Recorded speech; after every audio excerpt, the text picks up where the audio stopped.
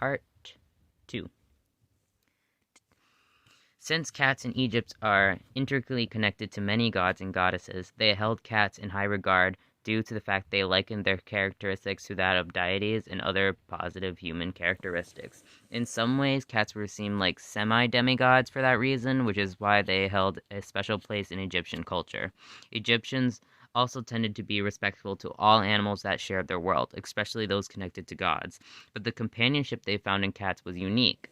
According to Cats in Ancient Egypt, which were written by Jenny Hill, Egyptians had issues with rats, mice, and snakes threatening their grain storage sites, so it is believed that they realized that the wild cats preyed on those animals and began to leave out food for them, which was typically fish.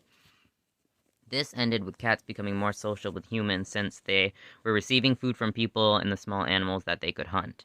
Another bonus for the cats was that being in the company of humans in their cities provided more protection from larger predators. As time passed and their relationships with people began to grow, they became part of daily life, becoming both indoor and outdoor animals, along with being hunting companions to the ancient Egyptians.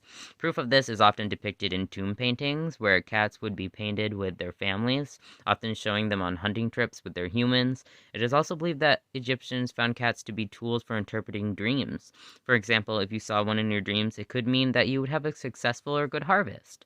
Another neat fact that I learned is that most cats were not given specific names, but were mostly referred to as Mui or Mute, which adorably means he or she who mews. But of course, there are some exceptions to that, and an example of a name given to them is Najem, which means sweetie. Egyptians also did not bother to distinguish between wild cats and domestic cats. Instead, they simply welcomed them all, since cats were respected by Egyptians for their abilities as skillful predators and being intelligent creatures. They also respected their ability to be playful and affectionate while also being individualistic and stubborn. In fact, throughout Egyptian history, there were heavy penalties for harming cats, and during the height of Basset's popularity, it was punishable by death to kill a cat, even by accident. However, since cats were sacred to Basset, it became popular in the late period of Egypt from 661 to 332 BC to bury the mummies of cats in special cemeteries as a sign of devotion to their goddess. Mummification was not solely for human beings, and while some cats would be mummified for religious reasons, it was also common for grieving families to mummify their cats that passed away. Another Greek historian, Diodorus, describes how some families would enter a deep mourning once their cat passed and would sometimes shave their eyebrows. They would, with great care, wrap the corpse of their cat in linen and treat it with spices and cedar oil to give the cat a pleasant odor and to preserve the body. Once that process was done, they would then bury the cat with mice, rats, and milk.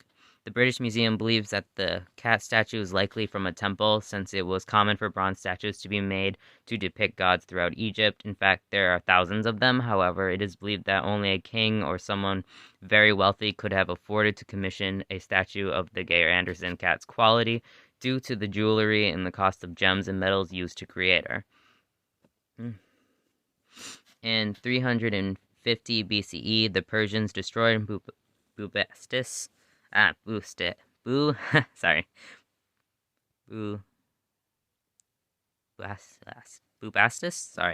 and her cult was later banned by imperial decree in 390 AD, which caused the fortunes of the cats to wane with the demise of Basset as a popular goddess.